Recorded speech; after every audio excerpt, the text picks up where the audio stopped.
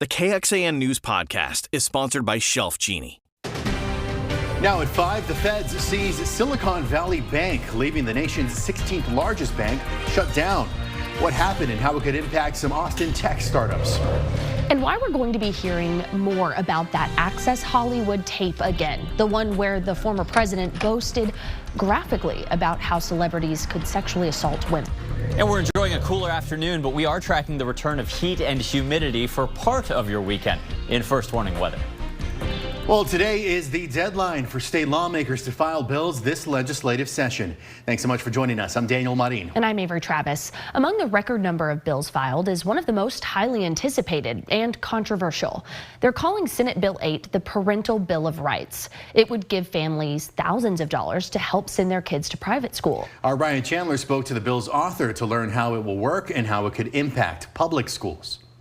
Our schools are for education, not indoctrination. Governor Abbott's push for what he calls parental rights making its way into legislation on Friday. There's been a grass fire across this nation for parental choice and educational empowerment. State Senator Brandon Creighton chairs the Senate Education Committee. He hopes his Senate Bill 8 will fund education savings accounts with as much as $8,000 per family. That's a new plan to use state money to help some families send their kids to private school. This is education freedom. This is making sure that the state of Texas falls in line where we should be leading. Democrats argue that plan will take money from public schools, and some Republicans are still skeptical. I think it's just categorically wrong. Panhandle Republican Ken King sits on the Public Education Committee in the House. He says this plan, what he calls school vouchers, would be a bad idea for his students and even for private schools. When you ask a private school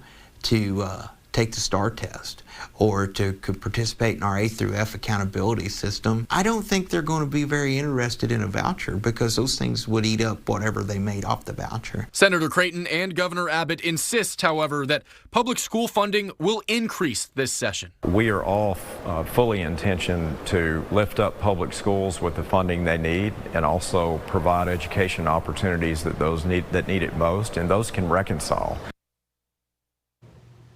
Ryan, thank you. Governor Abbott has been traveling around the state working to get support for school choice. Thursday in Tyler, the governor touted his plan to create education savings accounts parents could use to pay for private school. But he has also promised to add billions of dollars for public education, including raises for teachers. One of the state's new abortion laws is getting its first legal test. Our partners at the Texas Tribune are reporting that a Galveston County man whose ex-wife terminated her pregnancy is suing 3 women he says helped her obtain abortion-inducing medication. Now, the lawsuit alleges that assisting a self-managed abortion qualifies as murder under state law, which would allow the ex-husband to sue under the wrongful death statute. Now, the women have not been criminally charged. We have an update for you on the Salvation Army's plans to close its downtown Austin shelter and social services center. That was supposed to close on March 15th, but the city of Austin now says it's agreed to stay open for 30 days longer while it works to relocate about 48 people who've been staying there. For that extension, the city will pay up to $100,000. Well, a judge has ordered a new round of testing to see if the suspect in the Santa Fe High School shooting is competent to stand trial. The case has been stalled since 2019 when the suspect, Dimitrios Pagortsis, was declared incompetent to stand trial. Now, he was not at today's hearing because he's in a North Texas state hospital where doctors are working to restore his competency. Pagortsis is charged with murdering 8 classmates, 2 educators, and wounding several others during that rampage in 2018. Federal regulators shut down the nation's 16th largest bank today. Silicon Valley Bank is a major lender to tech startups. It failed after a run on the bank by depositors, mostly tech workers and venture capital-backed companies. They rushed to withdraw their money after the bank announced earlier this week it was looking to raise more than $2 billion after suffering a $1.8 billion loss. Shares of the bank's stock plunged 60% yesterday. The Federal Deposit Insurance Corporation says deposits below the $250,000 limit will be available Monday, but previous regulatory reports showed much of the bank's deposits were above that limit. First warning weather with Chief Meteorologist David Yeomans. Well, morning clouds have broken into lots of sunshine this afternoon and early this evening. In the wake of yesterday's cool front, high temperatures ended up 10 degrees cooler than yesterday. Instead of the mid-80s, we made it to the mid-70s in most areas. Still there in Marble Falls, 74 with sunny skies over Lake Marble Falls. Temperatures even cooler off to the north. It's 69 in Georgetown and Rockdale, 73 degrees right now in downtown Austin. The light north winds still keeping humidity low, although our hours of that are numbered. Coming up, the front that's been oscillating our temperatures and humidity is going to continue to do so the next few days. We're tracking a warm front, then a cold front that follows. We'll get you ready for the warmest and coolest parts of the weekend to come next. David, thank you very much. A new jobs report out today shows the U.S. added 311,000 jobs in February. That's far more than analysts predicted. And while it's good news for the president, it also raises more questions about inflation and interest rate hikes. The latest now from Alice Barr. Another stronger than expected jobs report cutting both ways in a mixed economy.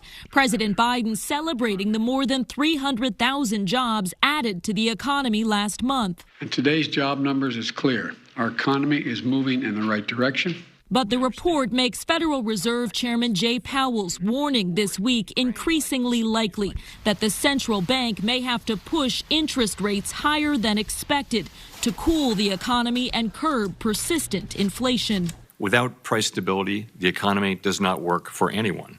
At the same time, stock markets reacting to news today of the biggest bank collapse since the 2008 financial crisis.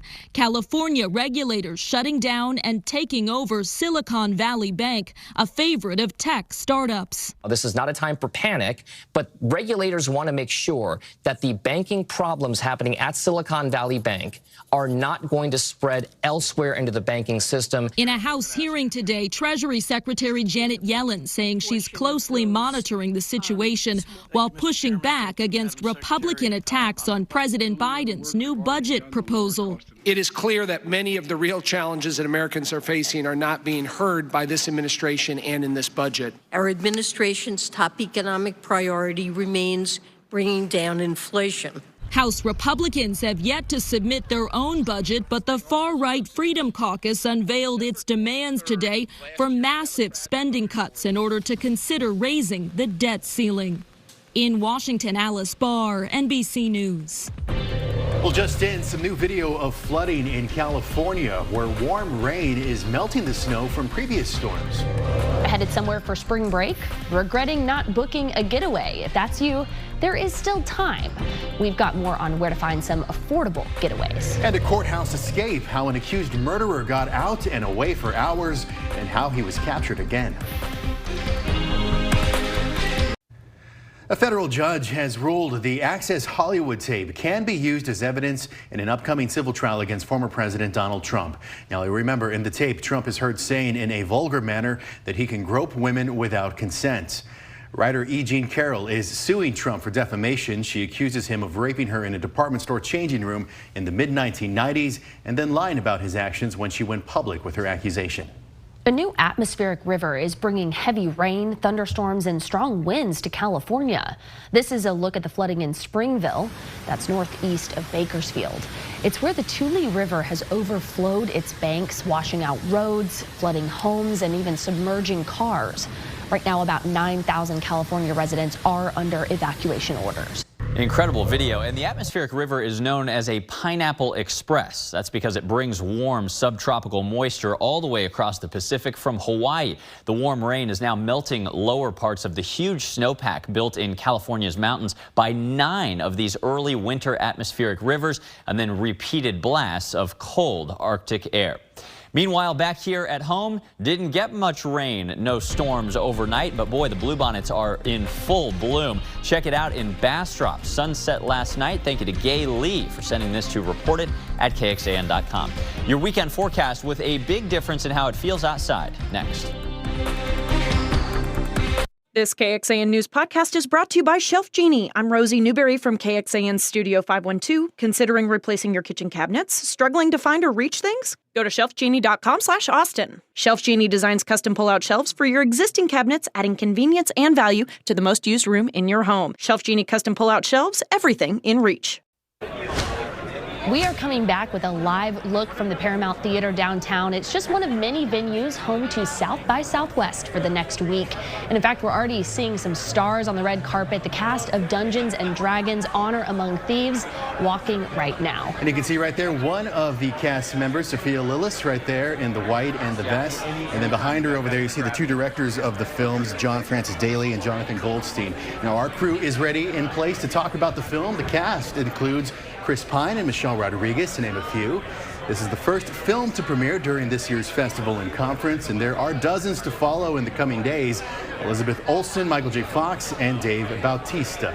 Now we have a full list on KXAN.com. Just search South by Southwest. I think we did spot Chris Pine back there, so we may Nice. we may have to check back in just a little bit for that. Look at that star. So that is if you're staying here in town, but many of us are looking ahead to some spring break travel, and for most of us, that begins with a destination. Then we start pricing flights.